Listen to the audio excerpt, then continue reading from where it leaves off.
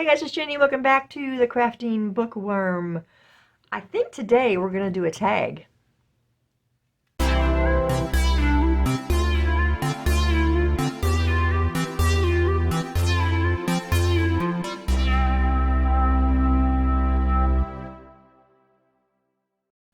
Okay, welcome back guys. Welcome new subscribers. Thanks to all of you for your continued support. Whether you're here for crafts or books, whichever one it is, I really appreciate you guys.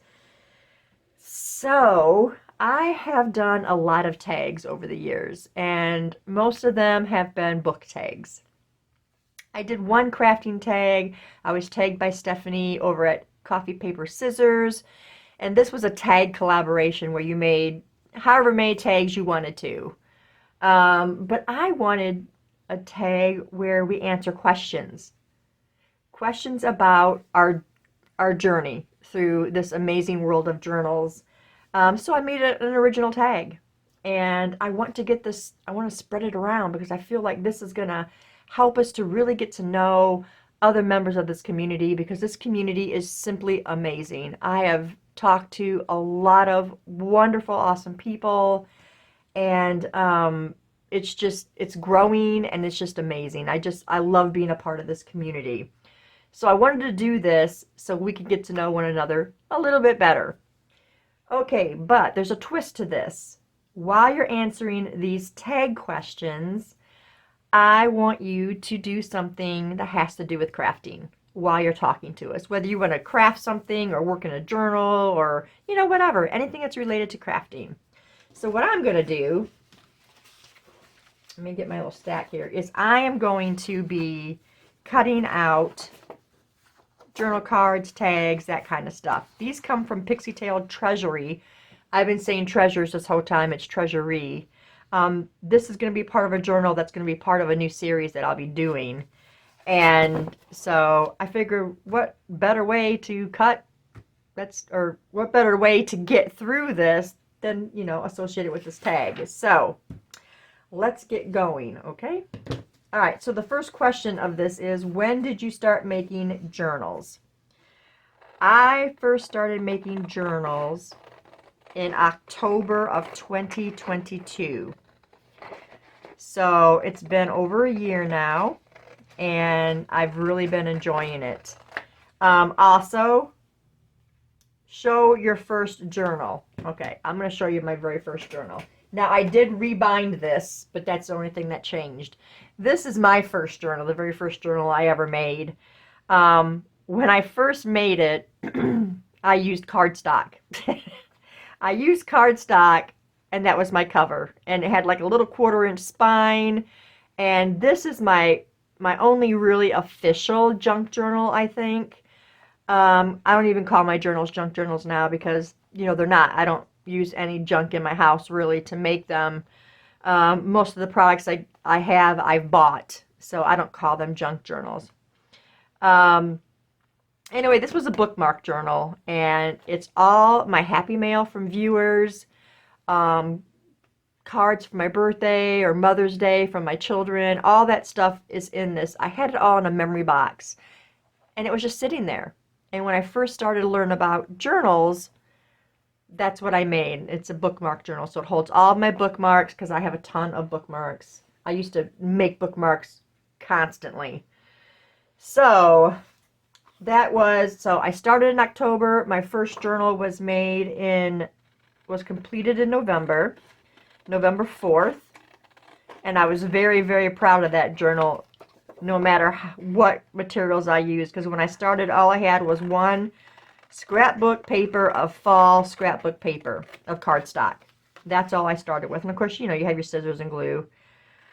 But I've come a long way with supplies, let me tell you. Okay, question number 2.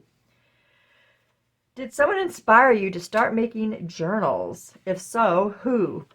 Yes. The very first junk journal video I watched was Bobby over at Paginator Reads and Journals. She was my inspiration. She was the one that pushed me to investigate further. She was doing Craftoween that October in 2022.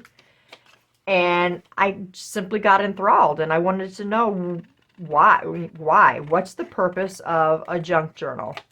So I further investigated, and the next person I found was Gail Agostinelli. And then I just kept looking and looking and looking and just kept finding more junk journals and more information. And there's a wealth of information out there, guys. If you have not started yet and you would like to, there is, like I said, a wealth of information. So check out all the YouTube videos. It's a large community and they're very helpful. Okay, next question. What is your journal style?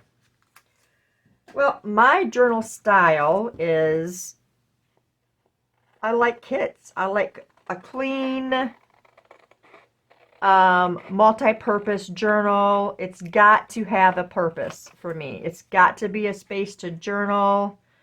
I just want it, to work for that. Journals were first conceived for writing. Now, I am not an everyday writer. I am a memory keeper. And so I know I have the journal to write when I need to write. I love kits. There's a lot of them there on Etsy, and I love to support these small businesses because, now I have a small business of junk journals. They supply me, so I want to support them as well. So that's my style. I'm a themed journalist, so I want everything. I want my journals to be practical, pretty much. That's my style. Okay, number 4. Do you use a theme to get started on a journal? I forgot I had that question. Yes, I am definitely a themed journalist or journaler. Sorry, that's completely different. If I could have a theme for a journal, it usually makes it a lot easier for me to, make a journal and complete a journal and, just to have something there that will tell me, or give me insight to what I want. Now, I always think of it first, I'll be like, oh, I want to make a sunflower journal. Well, then, I know where to go and find sunflower digitals because that is my jam. That is what I like to do. So yeah, themes are very important to me. Okay. Number 5. How long does it generally take you to put a journal together? Well, it depends. Because, if it's, it depends on what you're creating. Sorry, guys, I'm just stumbling here. I don't want to do that one yet. It depends on what I'm making. And, I will make request journals, for my family and my friends.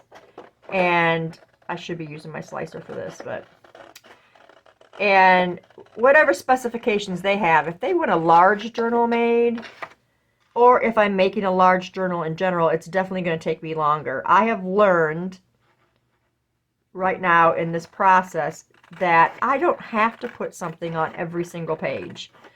Because that's the impression I was under at first. I just got it into my head that you decorate every page, and that way there's lots, it's very interactive, lots of stuff for, the person who's going to buy the journal or receive the journal. It gives them a lot of stuff to do. But it also adds a lot of, extra time. So if I am going to do a journal that's got 4 signatures in it, that's going to take me a little bit longer. But now I've decided that I don't have to put something on every page. I've watched plenty of videos, and I've seen this over the span of my journaling career, that people don't put everything on, put something on every single page. So that's what I've started doing myself, and it goes a lot quicker. If you just maybe, every other page, every 2 pages, whatever style you want to do is perfectly fine. And so I've got myself now in that frame of mind where I know I don't have to cover every page.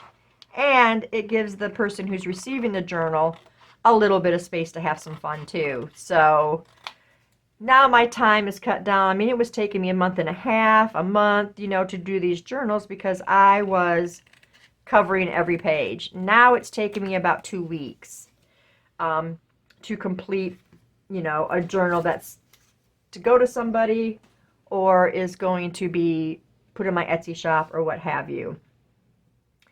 Okay, number 6. What is the first thing you do when starting a journal? Well, the first thing I do is figure out what I'm doing. I'll pick a theme. Once I pick my theme, I generally will put the cover together, just the base cover, because I make all my covers from scratch. So they're made with chipboard, Tyvek tape, you know, I'll get that cover put together. And if it's going to have fabric on it, then I'll proceed to do that part too. Once I get, you know, once I get my theme chosen and my cover together, you know, then it's game on. So that would be, you know, the very first thing that I do when I start a journal. You guys have been watching me, for those of you who've been following me, know that I don't decorate my cover until the very end. I just can't, I can't do it. I have to get a real feel for the journal, and generally, by the time I get to decorating the cover, by the time the journal's finished, I have inspiration for that cover, and it works every time. So I always wait to decorate till after the journal is put together and completed. Okay, number 7. What style cover do you prefer to make or use? Example, cloth, hardback, soft cover. When I first started, you know, making the journals, I was all about hardback, painted covers, you know, because I really liked the look of, you know, painted covers. And then I tried my first cloth covered journal and loved it. And then I started adding the felt beneath the fabric, loved it even more. So, I mean, I really think I like the cloth covered ones better. But this current journal that I'm working on for this series, right here, hear that? I finally decided to use an Amazon packaging envelope. The paper ones, you know, because I see people use them all the time, and I'm like, you know what? I'm going to use it. But I was like, I don't have a sewing machine because most people will sew. Most people will sew. I'm going to show you this, give you a sneak peek of this first journal here. I didn't sew. I glued. I glued my fabric, glued in my ribbons, and then covered that, and it worked just as good as sewing them. A lot of people will sew this Amazon packaging, like they'll have the fabric on the front and on the inside, and then sew the edges, which is beautiful. But my sewing machine, I got it and then broke it, so I don't have a sewing machine again. So I tried this way, and you know what? It really works well, and it really stiffens up the packaging. So this is actually the very first soft cover journal that I've made, and yeah, I really like it. I was able to form a spine, and yeah, it works really well. So I can't say that that's my favorite, not at this point, because I'm doing this series of journals. I'll let you know after that. But right now, I love the cloth covered ones. I also like the hardbacks. This one was painted and then had scrapbook paper put on the front. So I like them both, but I think the cloth covered ones are probably going to be my favorites. Okay, number 8. If you make a soft cover journal, what materials do you use? I keep forgetting what questions I chose. For soft cover, the only thing that I can say right now in my experience is just this one, and it was just the Amazon packaging and fabric and, you know, inside covers to put on the inside, and then of course the glue. But that's all I know. I mean, I know there's lots of ways to make soft covered journals, so I'll be happy to hear everybody's process and materials they use for soft covered journals. Okay, question number 9. Do you use ephemera you can get in a kit, or do you prefer to make your own? Well, here's a good example, but I do both. I like when a kit comes with the add-ons, so it's just easy to cut out, your journal cards, your tags, whatever. But I also really, really enjoy making ephemera as well. So I do a lot of both. But really, it's just what your taste is, what you like to do. I've seen people that make all their ephemera. I've seen people that do strictly, ephemera that comes in kits. So, it's really what you like to do, but I use both. Okay, question 10. Do you enjoy participating in prompt-inspired projects? I do. I think they're a lot of fun, and also I think that doing prompts also can move you along on whatever projects you're doing. I think that it can be very helpful. Like when Bobby and I do journal swaps, the only journal swap we did that wasn't prompt inspired was the very first one we did. We both made a junk journal for each other, and we really got the feel for each other, and the styles that we like, to make. So I think then all the rest of them we started using prompts, or something that will clue into what we can make for one another. Like this journal swap we're doing right now was our likes. So we both chose likes for ourselves, and we switched them out, and then we got to choose for the other one from their likes. Use that as a prompt for making the journal. So yeah, I think prompts are fun. I do a bingo challenge in the group I'm in, and that's really fun. And sometimes it can be challenging. And being challenging is also a very fun part of crafting as well. So yeah, I think prompts are really fun and really help us, can be very helpful to start a project. Question 11. How many journals have you made so far? Well, I think I keep them recorded. Let me look over here on my this new project that I'm working on is journal number 52. Yes, I have made a ton of journals in my short year and a half of making journals, and I've loved every minute of it. Not all of them were great, but as you go, practice makes perfect for sure. I feel a lot more skilled now after making so many journals.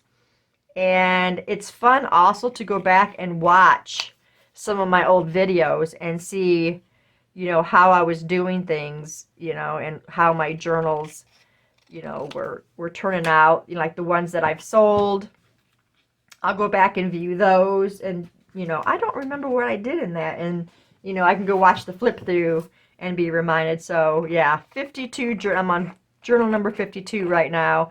I'm also about to make not just this series, but 2 other journals. My sister, who is also a journal maker, my sister and I have decided to make journals for our other sisters for our upcoming vacation to go back to Lake Erie in Port Clinton, Ohio.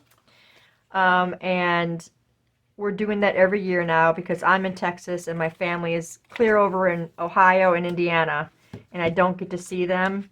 But now we're going to do it every year, and so we're going to be making journals for that. So that'll be up to 54, and then however big this series is, I don't know.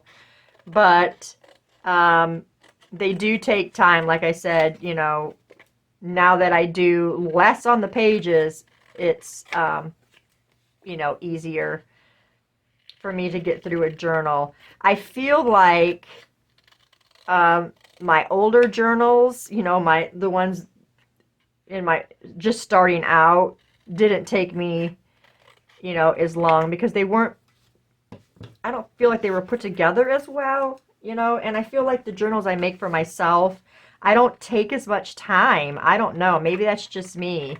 but I don't make a whole lot for myself. I've made personal journals for myself and then Christmas journals for myself. But that's pretty much all I've made for myself. The rest of them were gifts or sold. Okay, I'm rambling. Question number 12. What do you enjoy most about making journals? I gotta tell you guys, the one thing that I like the most is after completing a journal and it puts a smile on somebody's face. That's my favorite part of journal making. Just giving somebody, you know, some happiness, especially if they're gifts. And yeah, I really enjoy that part of it. Something else that I really enjoy about making the journals is that I get to be creative. I am a huge reader. I used to, let's see, it was in 2022, I ended up reading like 160 some books. And I just told myself, I want something more. I want something else to take up my time. Don't get me wrong, I love to read, but it's not being very creative, you know, if you're reading. I mean, you get to visit places and stuff, but for the most part, you know, you're reading the book. I wanted to do something that would keep my mind a little more active, and that was when I discovered, you know, making journals and stuff. And completing that journal. Like when I completed my first journal, I thought I was just given $1,000,000. And I ran out there to my husband and said, "Look what I made. I made this book." And just completing a journal, you know, it just gives you that feeling of accomplishment. And that makes me very happy as well. So the last thing on here is number 13. Please tag as many people as you want. Just tag as many people as you want. Let's spread this around. Let's find out a little bit more about each other. And I thought this tag really does that. So, like I said, we're going to have hashtag my journal journey, and just spread it around, guys. I'd be really appreciative of that. So for tagging, I think I'm going to tag 3 people. I'm going to tag Bobby over at Paginator Reads and Journals. I'm also going to tag Carrie over at the Paper Monkey. And I think I'm going to tag Linda over at the Crafting Depot. I've been watching a lot of her, you know, videos as of late, and I think she might do this tag. So those are the 3 I'm tagging: Bobby, Carrie, Linda. Please find it in your heart to do this original tag and spread it around, you guys. That's all I want to see. I want to see it spread around. I want to learn about the people in our community. So let's see how far we can get this tag to go. But I thank you guys for, you know, watching this video, and, you know, thanks in advance to you guys if you do this tag. And, you know, if I didn't tag you and you feel like doing this tag, go for it and just let me know, and just use the hashtag my journal journey, and let's see how many we can get out there. But that is all I have for you guys today. Thanks for staying tuned, and I'll see you in the next video. Bye.